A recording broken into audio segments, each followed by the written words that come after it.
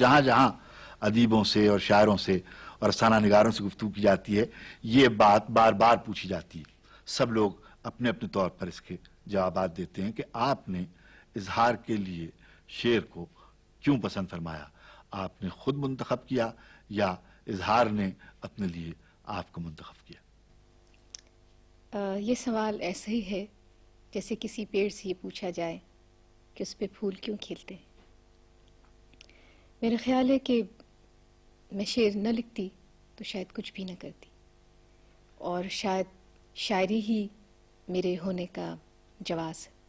परवीन, आपकी जो पहली किताब थी खुशबू, फिर उसके बाद सदबर्ग और उसके बाद खुद कलामी, और खुशबू से पहले भी आप बहुत दिनों से अखबारात और रसायल में भी शाया होती रहती थी, और तालिब इल्म जब आप थी यूनिवर्सिटी में भी और कॉलेज में भी, उस वक्त भी आपके शेर लोगों को याद थे और बैतबाजी में पढ़े जाते थे और दोहराए जाते थे अदबी हलकों में।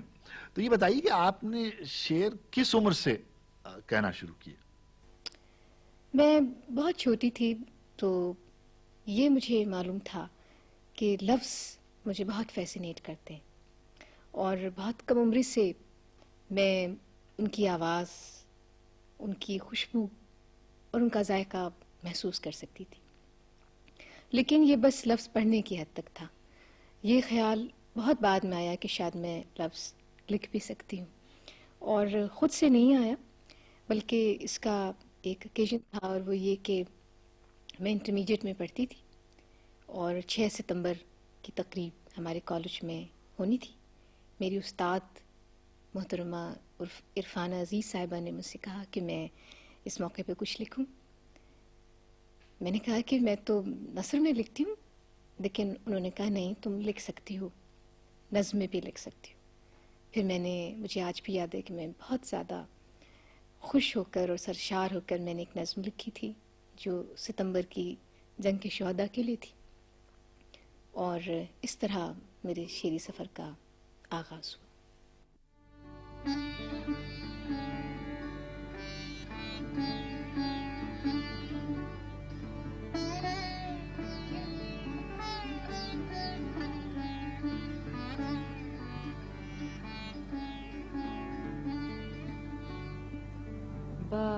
बादबां खुलने से पहले का इशारा देखना,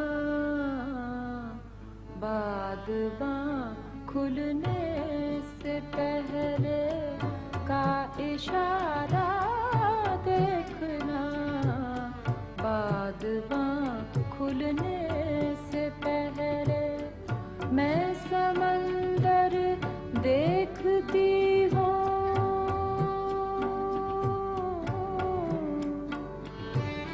मैं समंदर देखती हूँ, तुम किनारा देखना, बादबां खुलने से पहले का इशारा देखना, बादबां खुलने से पहले।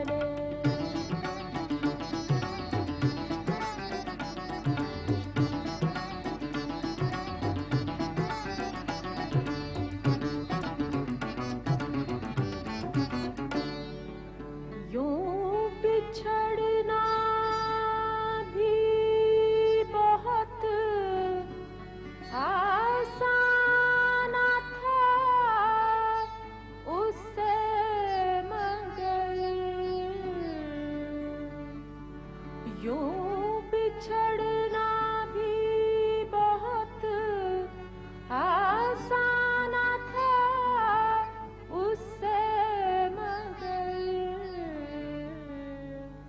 जाते जाते उसका वो मुड़कर दोबारा देखना, जाते जाते उसका वो मुड़कर दोबारा देखना, बादबां खुलने से पहले का इशारा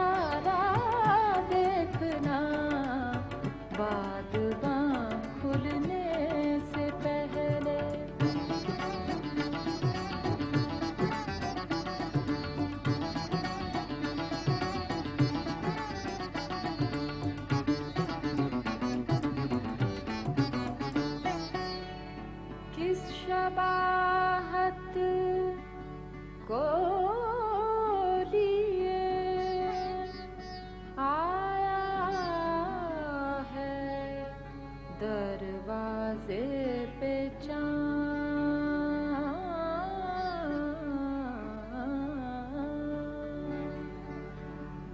किस शबाहत को लिए आया है दरवाजे पे चाँद।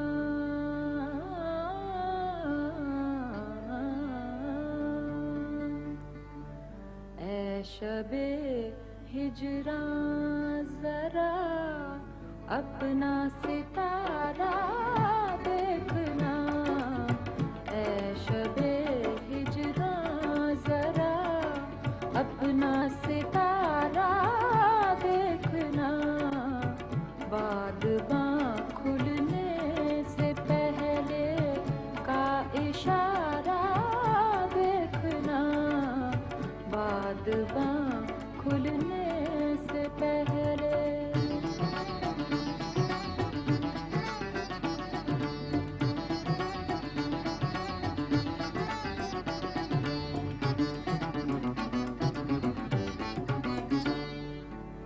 आईने की आँख ही कुछ कम न थी मेरे लिए।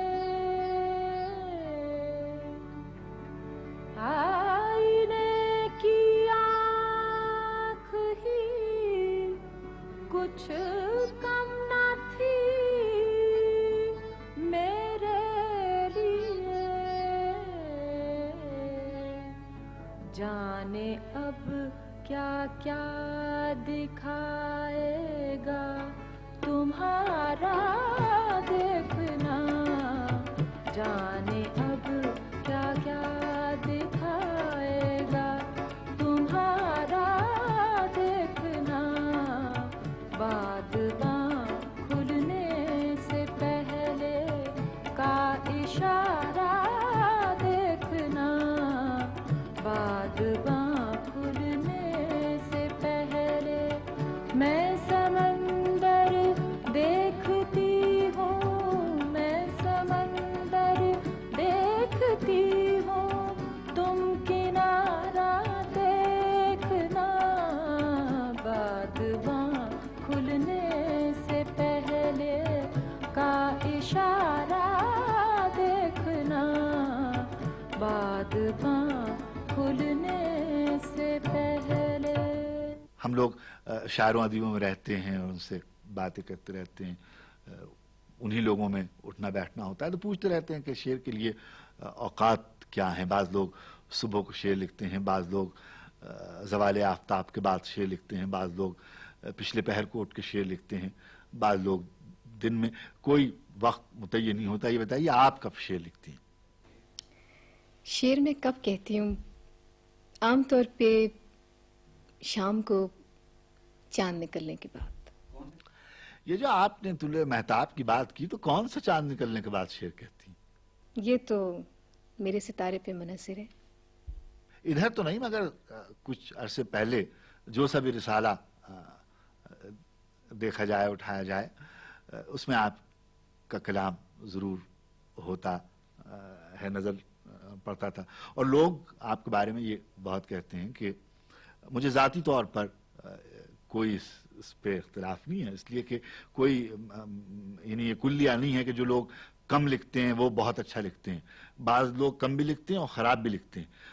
बाज़ लोग बहुत लिखते हैं और उसमें अच्छा भी लिखते हैं, और आप उन गिने चुने लोगों में हैं कि जिन्होंने ज़्यादा भी लिखा है और अच्छा भी ज़्यादा तादाद में लिखा है। इसके बारे में आप क्या कहना चाहती हैं? अच्छा, मेरा तो ख्याल है कि मैं बहुत कम लिखती हूँ और ज़िंदगी ने इतनी मोहलत ही नहीं दी कि जो मैं दरअसल लिखना चाहती थी वो लिख सकूँ। इतने सारे कामों में आदमी मसरूफ़ रहता है और मुलाजमत है और ज़िम्मेदारियाँ हैं, तो उतना वक्त तो मैं दे ही नहीं पाई शायरी को।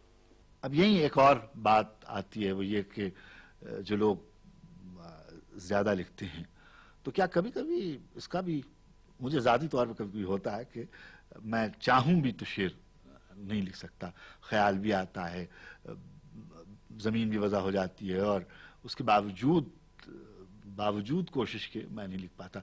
कभी कभी आप अपने आप को कासिर पाती हैं? हम्म, कई बार ऐसा हुआ। अगर मेरा खुदा मुझ पे मेहरबान नहीं हुआ तो ऐसा अक्सर हुआ कि बहुत से मौसम मुसलसल बेसमर गुजर गए। लेकिन फिर जब लिखना शुरू किया तो फिर ऐसे मौसम भी आए कि बहार ने मेरी आंखों पे फूल बांध दिए, रिहाई पाऊं तो कैसे हिसारे रंग में हो।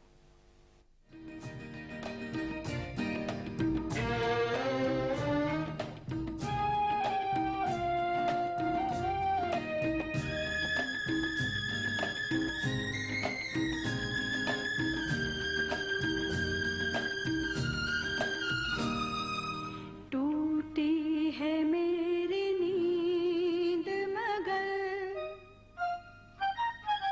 टूटी है मेरी नींद मगर तुमको इससे क्या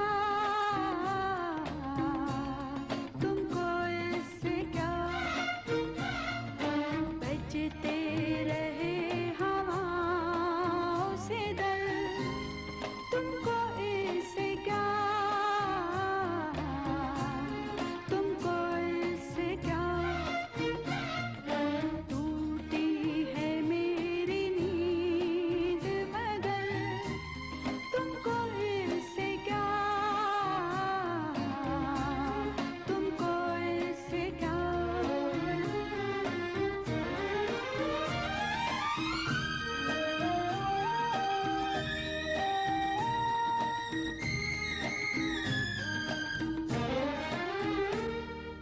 तुम मौज मौज मिसले सबा घूमते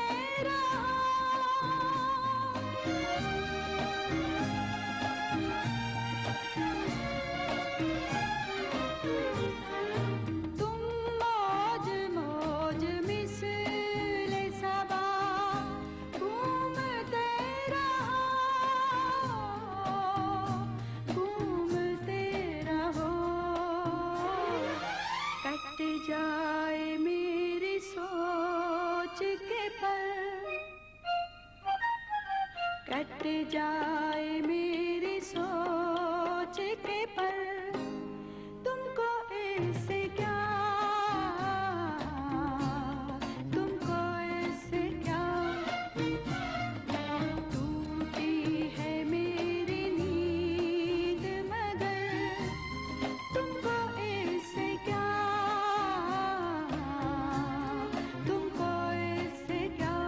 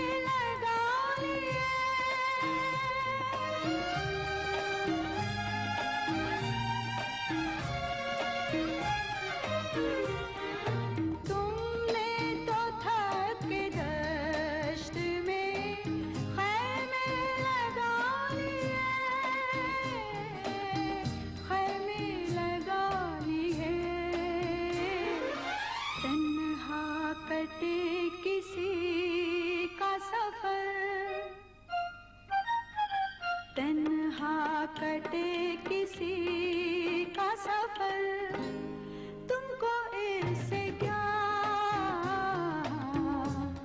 तुमको इससे क्या। टूटी है मेरी नींद मगर तुमको इससे क्या, तुमको इससे क्या। बजते रहे हवाओं से दर, तुमको इससे क्या, तुमको इससे क्या।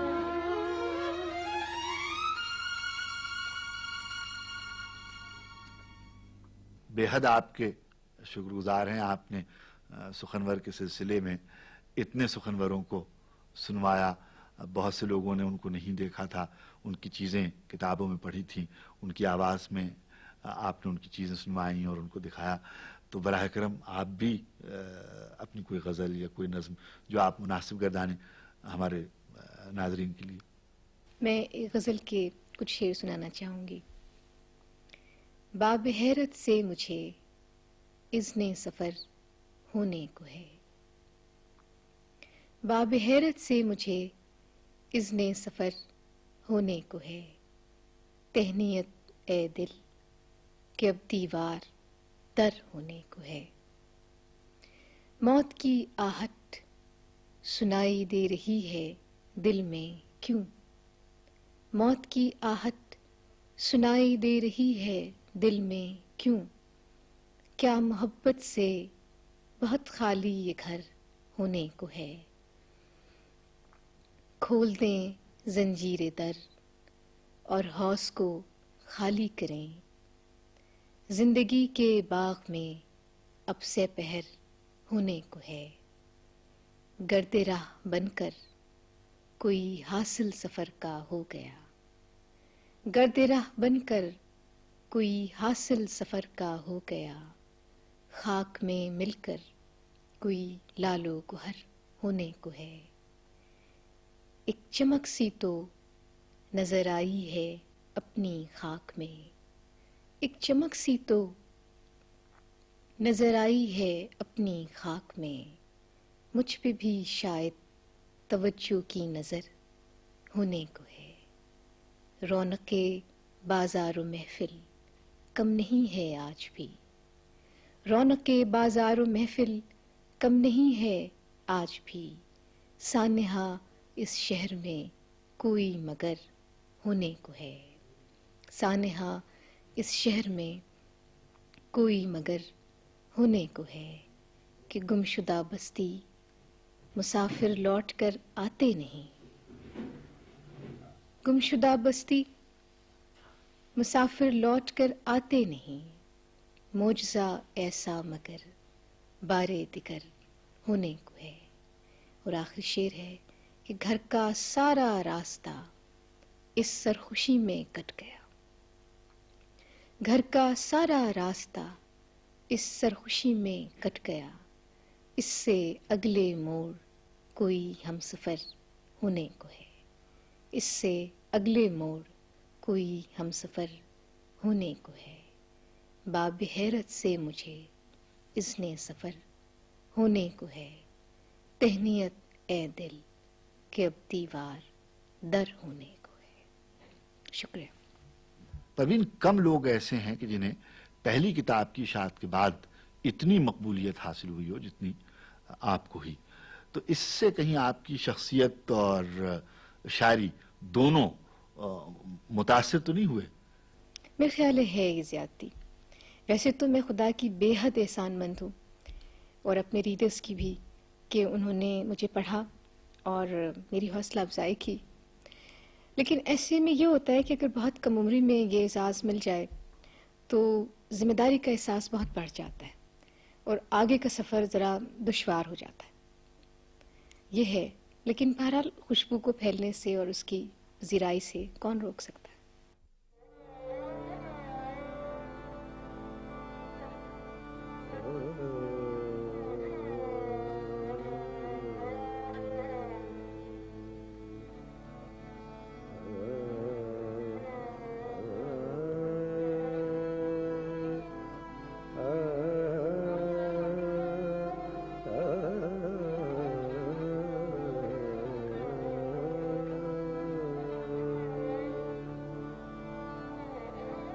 खूब खूब फैल गई बात शनासाई की, खूब खूब फैल गई बात शनासाई की।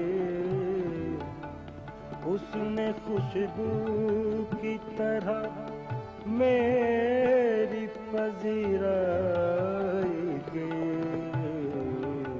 खूब खूब फैल गई बात शनासाई की, खूब खूब फैल गई बात शनासाई की। उसने खुशबू की तरह मेरी पजीराई की, खूब खूब फैल गई बात शनासाई की, खूब खूब फैल गई बात।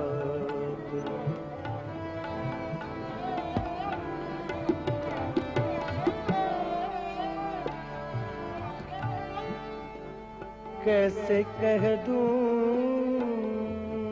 कि मुझे छोड़ दिया है उसने,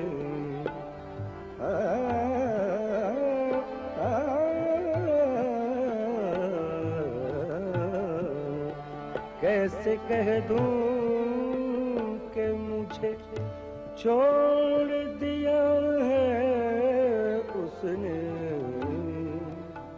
बात तो सच है मगर बात है रुसवाई के, बात तो सच है मगर बात है रुसवाई के, बात तो सच है मगर बात है रुसवाई के। उसने खुशबू की तरह मेरी पजीराई के, खूब खूब फैल गई बात शनासाई के, खूब खूब फैल गई बात।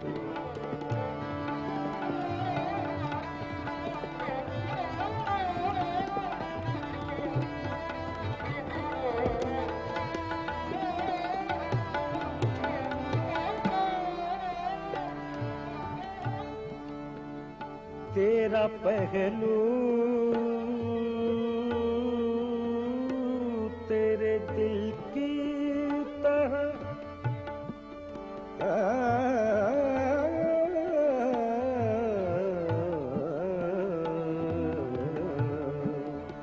तेरा पहलू तेरे दिल की तरह आबाद रहे, तुझ पे गुजरे न कयामत शब तन्हाई के, तुझ पे गुजरे न कयामत शब तन्हाई के।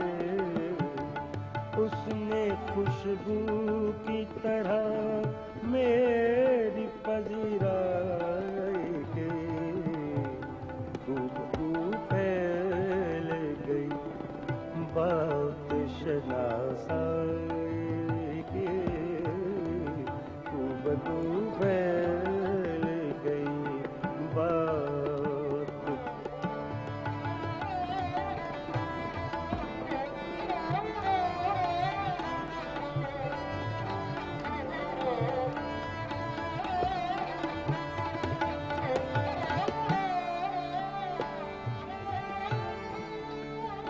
वो कहीं भी गया लौटा तो मेरे पास